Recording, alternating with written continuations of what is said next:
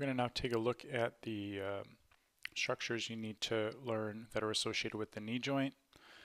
So there are going to be a series of ligamentous and cartilaginous structures that you're responsible for. First structure, so here we see an anterior view of the knee.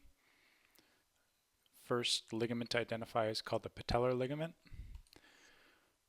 So let's go ahead and take a look at the patellar ligament. The skin's been removed. The patellar ligament is highlighted here in blue. If we go ahead and remove that highlight, we can see this ligament here that spans, here's the patella, and this is our tibia. This is the tibial tuberosity down here. This is known as the patellar ligament.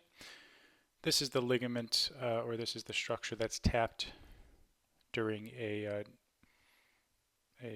reflex test when you go to the doctor and they tap on the ligament below your knee, and that causes your knee to extend. The next structure to identify is the tibial collateral ligament, also known as the medial collateral ligament. So here we're looking at a view of the knee joint. All of the tissue has been removed. So what we're viewing here is this is the femur, this is the tibia, and this is the fibula. So this is the bone of the upper leg. These are the two bones of the lower leg. The tibial or the medial collateral ligament is a ligament that runs from the femur, from the medial femoral condyle to the medial tibial condyle. We call this the medial collateral ligament. The fibular or lateral collateral ligament is going to have a similar structure, but it's going to lie on the lateral aspect of the knee. So let's go ahead and highlight that fibular collateral ligament. Here we see the fibular collateral ligament, again from the lateral femoral condyle to the head of the fibula.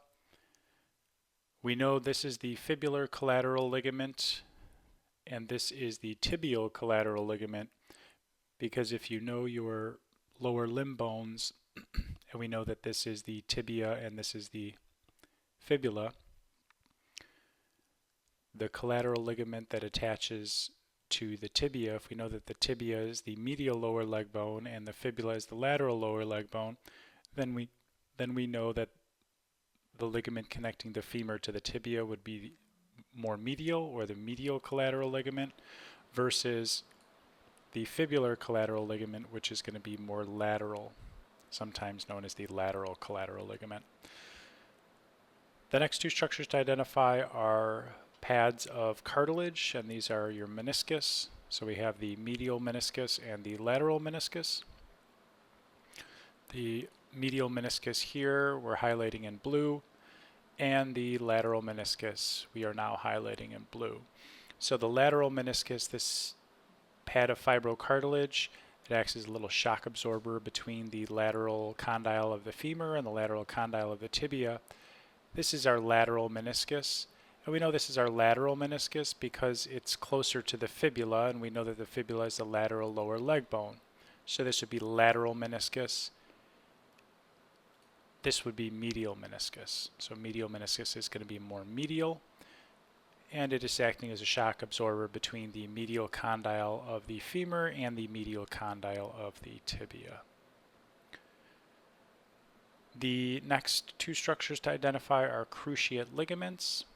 These are the anterior cruciate ligament, sometimes referred to as the ACL, and the posterior cruciate ligament, sometimes referred to as the PCL.